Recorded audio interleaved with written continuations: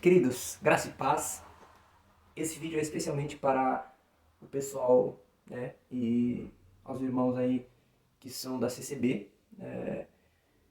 Esse vídeo é um vídeo interessante que eu vou fazer, não para atacar, mas nem nada assim, nem para deixar ninguém desconfortável, mas para mostrar o que os hinos que vocês cantam dizem a respeito de muitas coisas que vocês acreditam que são erradas. Os hinos contradizem exatamente o que vocês acreditam, certo? Então, é só para vocês refletirem, porque não será coerente vocês acreditarem em algo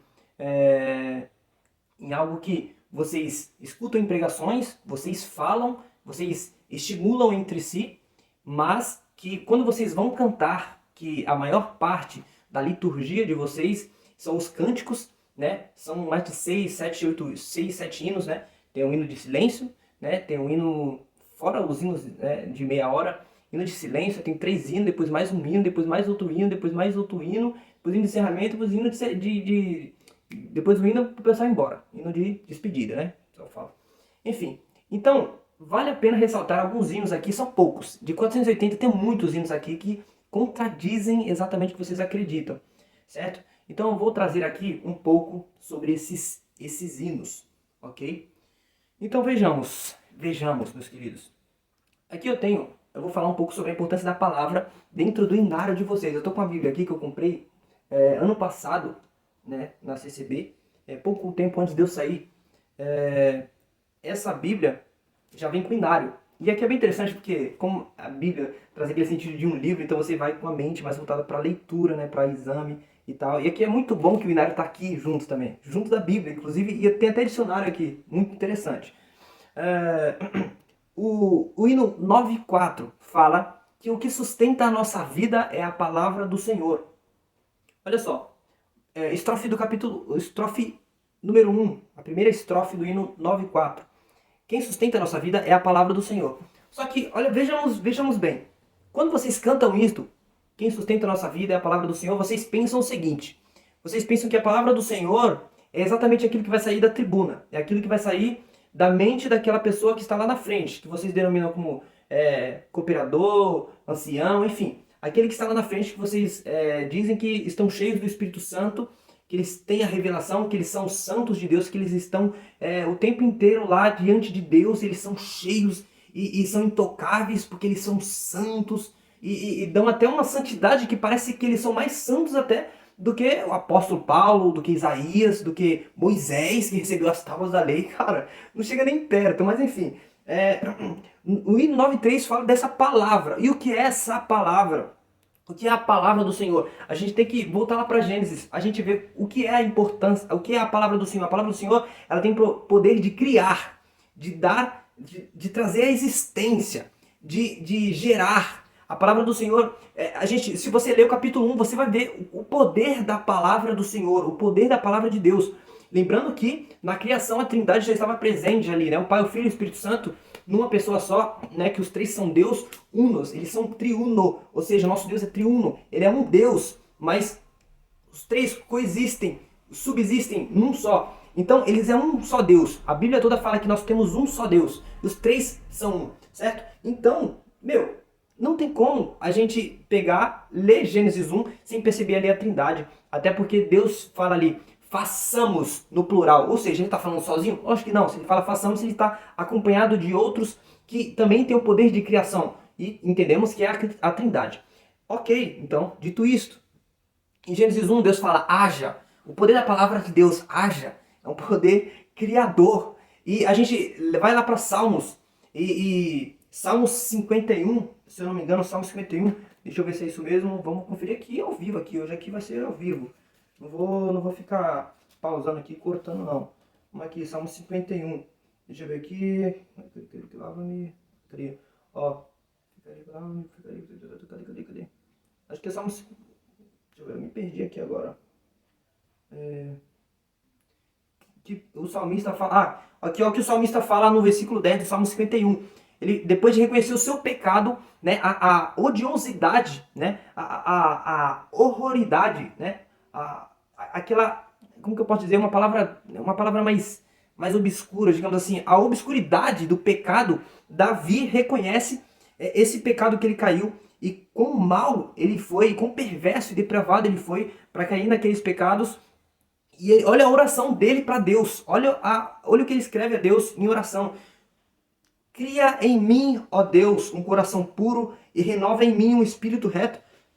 Isso daqui só é possível através da palavra de Deus, a criação. Deus, ele cria. Tanto tudo que nós vemos, a criação, isso é maravilhoso demais. Vocês precisam ter noção disso. A criação já é um testemunho do Evangelho de Deus, a verdade de Deus. Esse que nós chamamos de revelação geral, né? E tem a revelação específica que é a palavra de Deus descrita aqui, que é quando Deus começa a dar os mandamentos, né? Ali através das leis, ali por Moisés. Então essas leis são também a palavra de Deus, que lá aqueles 10 mandamentos eram 10 palavras. Isso tudo veio de Deus. O dedo de Deus escreveu aqueles 10 mandamentos e Moisés trouxe ao povo para que eles andassem mais em retidão diante da presença de Deus e recebessem aquelas bênçãos, né, do Monte Gerizim e tudo mais, se eles cumprissem toda aquela lei. Porém, vocês entendem totalmente diferente. A palavra de Deus não tem nada a ver com o que pregam naquele púlpito, naquele lugar mais alto, onde vocês se sentam mais baixo e quem está lá em cima, pura psicologia, né? Porque é aquela questão de linguagem corporal. Quando alguém é mais alto do que você, geralmente você vai ficar olhando para cima. Então vai dar seu cérebro vai entender que aquela pessoa é mais alta do que você, ela está acima de você. Então, é um negócio meio subconsciente, digamos assim. Então você vai dar um respeito para aquela pessoa, né? Se você não tiver essa consciência, certo? Você vai colocar aquela pessoa num patamar acima de você, ou às vezes por título, às vezes por tudo isso. Tudo isso joga aquela pessoa que está lá em cima daquele púlpito, como se ela tivesse autoridade e tudo que ela falar, ali é o tribunal. Vocês pensam dessa maneira? Ali é o tribunal, ali é o lugar onde o próprio Deus fala com vocês.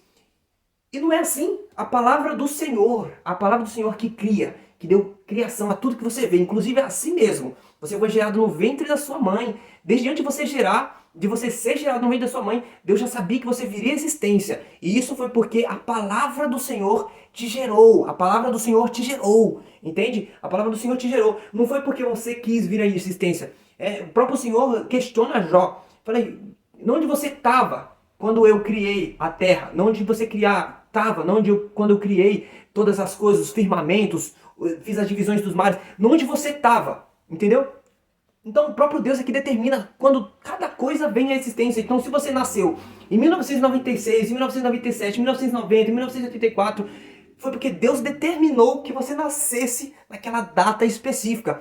Tudo está nos decretos de Deus. Isso daqui é Bíblia, isso aqui é Evangelho. Deus decretou todas as coisas. Nada está fora da sua palavra, nada está longe do seu alcance. Deus, ele cria e sustenta e governa toda a criação. Vocês não estão entendendo, Então a palavra do Senhor vai muito além. A palavra do Senhor vai muito além. E aí eu vou trazer aqui para vocês Hebreus 4:12. Hebreus 4:12 aqui eu vou ler para vocês. É um versículo maravilhoso, vou ter que ler para vocês. Sobre a palavra também, porque vocês precisam escutar isso aqui inúmeras vezes. Hebreus 4:12. Vamos lá, Hebreus 4:12. Cadê? Hebreus 4:12, ó. Porque a palavra de Deus, a palavra do Senhor, né? Já expliquei para você aqui.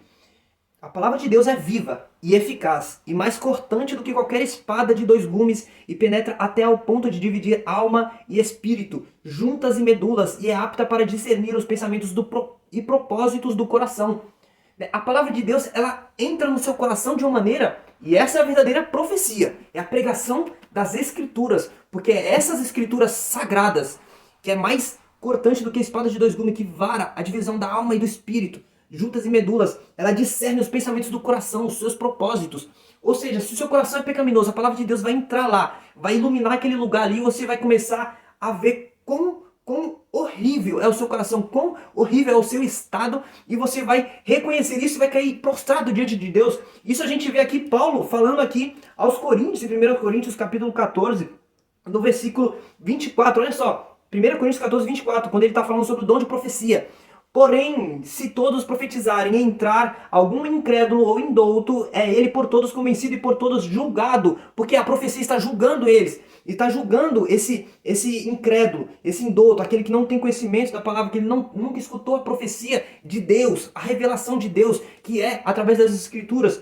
Então, tornando-se-lhe manifestos, o que acontece? Tornam-se-lhe manifestos os segredos do coração, e assim, prostrando-se com a face em terra, adorará a Deus, testemunhando que Deus está de fato no meio de vós. Olha só que maravilhoso isso aqui. Meus queridos, não tem como negar que a palavra de Deus é isso aqui. Isso aqui é a palavra de Deus. Ó, se um pregador sincero, honesto, ele cuidar e falar, eu vou fazer a pregação expositiva da Bíblia inteira, ele começar de Gênesis, ele vai morrer. E se brincar, ele não vai ter pregado as Escrituras inteiras. De tamanha profundidade é isso aqui, as Escrituras. As Escrituras. Hoje eu estava pensando exatamente sobre isso. Eu falei, como pode? Né? Alguns pregadores, estava refletindo sobre alguns pregadores como Charles Spurgeon, João Calvino, esses grandes pregadores, né?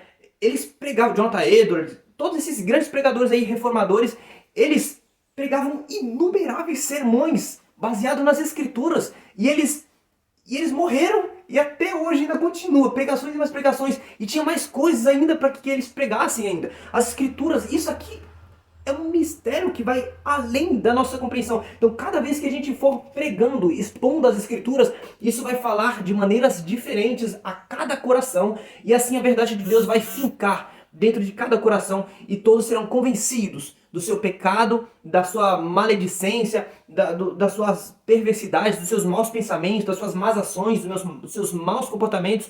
Tudo isso que rodeia, ou melhor, que está centralizado no pecado. E assim serão convencidos e se dobrarão, como aconteceu com esses incrédulos aqui, ó, se prostrarão com a face em terra. Olha só isso. Quem aqui hoje em dia se prostra com a face em terra? Não, se prostrar com a face em terra é sinal de humilhação. Exatamente isso que a palavra faz com aquele que ao escutar a verdadeira profecia da palavra, ele se converte, ele reconhece como pecador, se humilha diante de Deus e reconhece os seus pecados, e assim Deus o salva, Deus o perdoa. Jesus Cristo morreu na cruz, foi para isso, para que você fosse perdoado dos seus pecados. Mas para isso você tem que reconhecer os seus pecados. Lógico que isso é obra do Espírito Santo, isso não está em mim te convencer, mas é o Espírito Santo que vai te convencer. Mas eu trago aqui o que as Escrituras, a meditação, a reflexão que eu tenho tido de algum tempo aí, de alguns anos, meses, horas a fio aí, aqui, ó, examinando as Escrituras para saber o que elas diziam sobre o meu coração. E, meu Deus, eu descobri muita coisa, descobri muitos erros ao ler as Escrituras, eu descobri inumeráveis erros. Examinando as Escrituras, todos esses erros que eu descobri, foi todos eles em mim. Não tem como a gente pegar as Escrituras e olhar para a Escritura e falar, nossa, aqui a Escritura errou aqui, olha, porque não é bem assim não, hein? Porque eu faço assim, como se você fosse correto. Não tem como eu fazer isso, porque a Escritura é a verdade absoluta de Deus. Não tem como a gente rejeitá-la, não tem como a gente ir contra a verdade de Deus. A gente está se colocando como inimigo de Deus. Mas eu até entenderia se você se colocasse nessa posição, porque aqui em 1 Coríntios, deixa eu ver se aqui, 2 Coríntios 3, vamos aqui ver aqui novamente, ó, 3, estando já manifesta, é isso aqui, deixa eu ver aqui, que é ao vivo, eu não vou cortar não isso aqui, cadê? Cadê? Por demais de crise, que temos a confiança que não seja capaz de pensar alguma coisa com 1 Coríntios, acho que é 1 Coríntios, vamos lá, 1 Coríntios, pessoal. 1 Coríntios, portanto, peraí. Então, olha só o que está aqui, ó, em 2 Coríntios 3, no versículo, vou ler do 13, né, do 13 até aonde... acho que até o 15, mais ou menos. Ó, e não somos como Moisés, que punha véu sobre a face, né, para que os filhos de Israel não atentassem na terminação do que se desvanecia. Mas os sentidos deles se embotaram, pois até o dia de hoje, quando fazem a leitura da antiga aliança, o mesmo véu permanece, não lhes sendo revelado que em Cristo é removido. Ou seja, quando Cristo morreu naquela cruz, o véu do templo foi rasgado. Esse véu foi rasgado de cima a baixo. E o que significou? Que agora Deus, através de Jesus Cristo, revela a si mesmo e nos reconciliou com o Pai. E isso só é dado através do Espírito Santo. Então por isso que muitos de vocês podem se opor a isso que estou falando, até mesmo as verdades das Escrituras. Por quê? Porque vocês ainda não, do entendimento de vocês, da mente de vocês, não foram tirada, foi tirado o véu, não foi tirado o véu do entendimento de vocês, então vocês estão com a mente encoberta, o coração de vocês estão cobertos. Ou seja, pois até o dia de hoje, quando fazem a leitura da Antiga Aliança, o mesmo véu permanece, não lhes sendo revelado que em Cristo é removido. Meu Deus, isso aqui é profundo demais. Mas até hoje, quando é lido Moisés, o véu está posto sobre o coração deles. Ou seja, pode ser que o véu esteja colocado sobre o coração de vocês, para que vocês não entendam essas palavras, para que vocês não entendam essas verdades. Mas é Jesus Cristo, o Filho do Deus vivo, que se deu a si mesmo, verteu o seu sangue naquela cruz, derramou naquela cruz por amor de vocês. Vocês não estão entendendo isso? Meu Deus do céu, meu Deus do céu. Vocês não conseguem entender isso. Eu oro por vocês, para que vocês entendam, para que o Espírito Santo abra os olhos de vocês, para que os olhos de vocês sejam abertos, vocês e vejam a verdade do Evangelho e nada mais além do Evangelho, do eterno Evangelho de Deus, representado em Cristo Jesus. Seja alimento para vocês, a não ser o Evangelho. Que nada além desse Evangelho seja alimento para vocês, mas que somente as Escrituras, somente o Cristo revelado, somente o Deus das Escrituras seja o motivo da sede de vocês, seja o motivo da alegria de vocês, do desejo de vocês, da fome de vocês, porque Ele é o pão da vida. Jesus Cristo é o pão da vida. Meu Deus do céu, vocês não estão entendendo isso. Vocês não estão entendendo isso. Eu oro por vocês, eu oro de verdade, de coração, eu oro por vocês. Eu oro para que Deus abra o coração, o entendimento de vocês, abra a mente de vocês, os olhos de vocês, porque todos aqueles milagres que Jesus fazia, o cego voltava a enxergar, o surdo voltava a escutar, passava a escutar, o paralítico voltava a andar, né? Aquele que estava preso em alguma enfermidade que o deixava assim, fora dessa realidade, voltava à realidade. Isso tudo simbolizava os incrédulos, aqueles que são ímpios, aqueles que estão mortos em seus pecados e delitos. Então isso aqui é a importância da palavra. E afinal, João 1, eu vou ler aqui João 1 para vocês. Esse capítulo aqui, o capítulo 1, é o ápice do Evangelho, que mostra a importância de quem Cristo é. No princípio era o verbo. E o que é o verbo? É o logos. Logos é a palavra. E o verbo estava com Deus. E o verbo era Deus. Ele estava no princípio com Deus. Todas as coisas foram feitas por intermédio dele. E sem ele nada do que foi feito se fez. Meus irmãos, tem como... A vida estava nele e a vida era a luz do mundo, dos homens. Tem como rejeitar essa palavra? O verbo encarnado, Jesus Cristo? Não tem como, não tem como, meus irmãos. Não tem como mesmo, não tem como.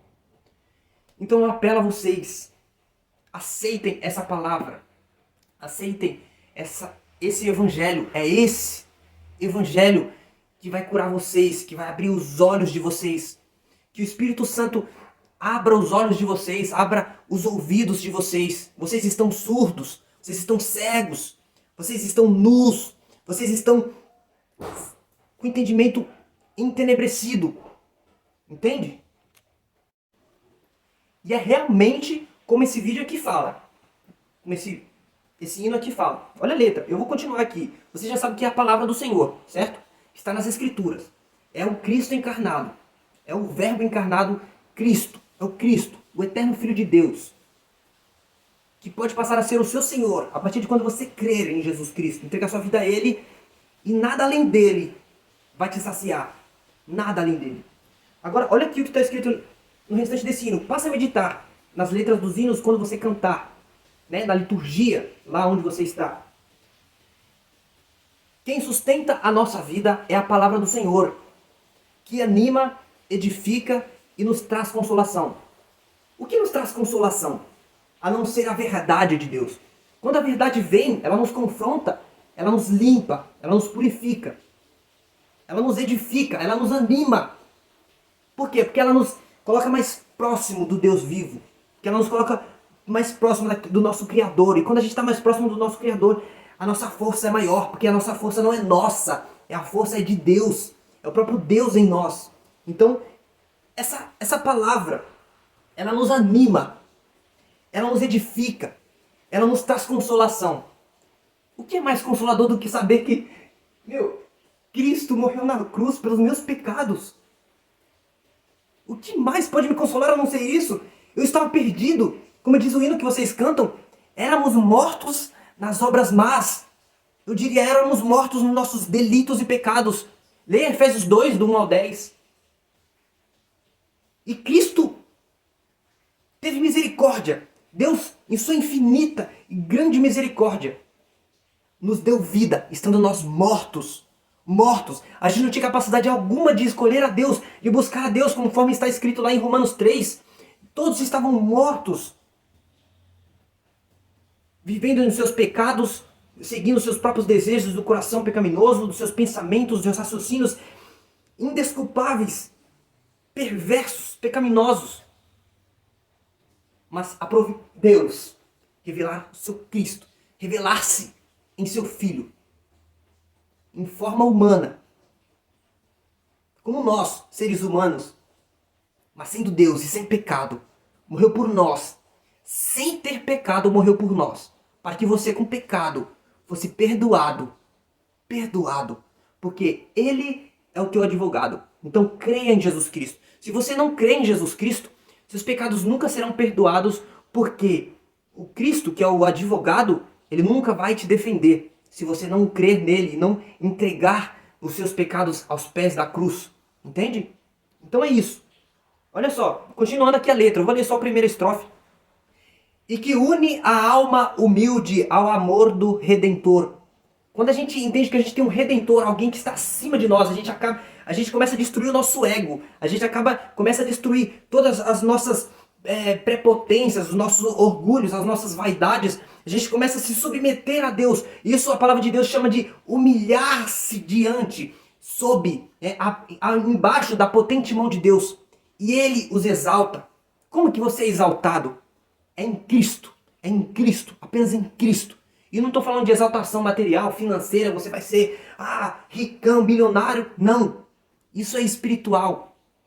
Lógico que a graça de Deus ela vai nos transformando dia a dia, através da santificação, vai nos dando uma alegria inigualável, que a gente vai se sentindo mais próximo de Deus, a gente vai se sentindo mais amigo de Deus. Então a vida de Deus vai nos tomando, a gente se sente cada vez mais vivo, mais alegre, independente das circunstâncias. Independente de se eu tenho doença, se eu tenho ansiedade, se eu tenho depressão. A única coisa em meio a todo esse caos, é uma coisa só. E ela é suficiente para que eu permaneça de pé e firme. É a cruz de Cristo. É o amor de Deus que nos regenerou, que nos salvou. Outra pergunta, você tem certeza da sua salvação? Se Cristo morreu para salvar-nos, se você crê em Jesus Cristo, você é um salvo. Você creu nesse Cristo que confronta os seus pecados? Nesse Cristo que foi revelado através das Escrituras? Toda a Escritura é divinamente inspirada, segundo Timóteo 3,16. Ela é útil para repreender, para redarguir, para instruir. Se você não aceita ser repreendido, você é um tolo, você é ímpio. Você está preso ao sistema mundano ainda. Você é tomado pelo seu próprio ego. Entende? Então, creia no Evangelho. Creia. Eu peguei o gancho desse hino porque aqui dá para tirar uma pregação enorme.